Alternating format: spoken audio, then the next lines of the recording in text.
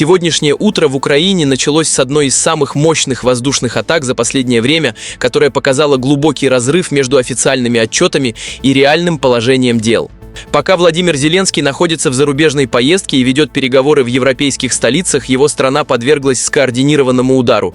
В Киеве, Днепре и других регионах одновременно работали крылатые ракеты, баллистика и сотни беспилотников. Города оказались затянуты дымом, который стал визуальным подтверждением того, что ситуация в небе далека от полного контроля. Официальные источники поспешили заявить об очередном успехе.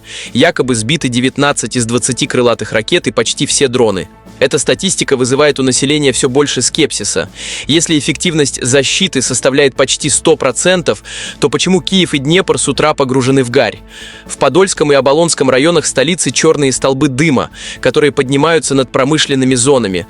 Власти называют это последствиями падения обломков, однако масштаб пожаров и повреждений на инфраструктурных объектах больше напоминает прямые попадания баллистических ракет, которые защита снова не смогла нейтрализовать. Всех приветствую, с вами Александр, подписывайтесь, пишите комментарии, заранее спасибо и продолжаем. В Днепре ситуация сложилась аналогичным образом.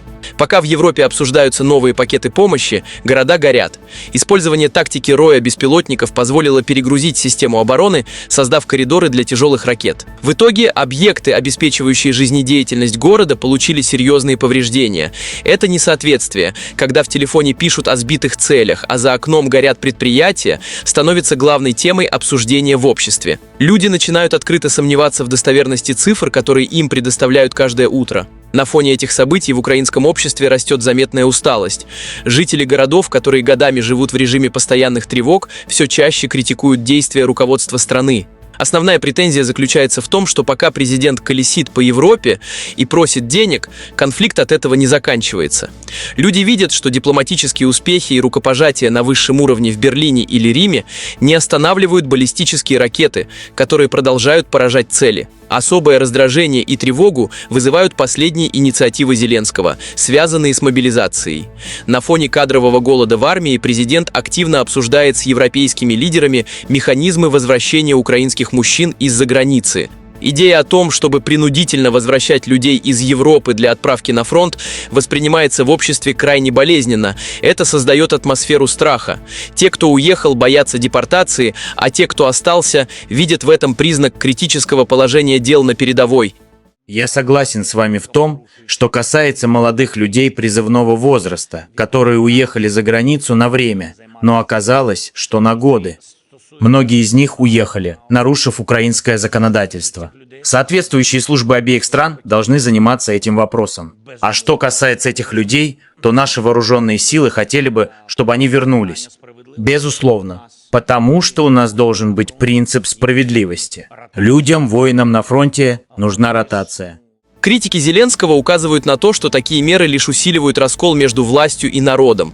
Ситуация в Киеве и Днепре сегодня утром показала, что информационная политика единого марафона начинает давать сбои.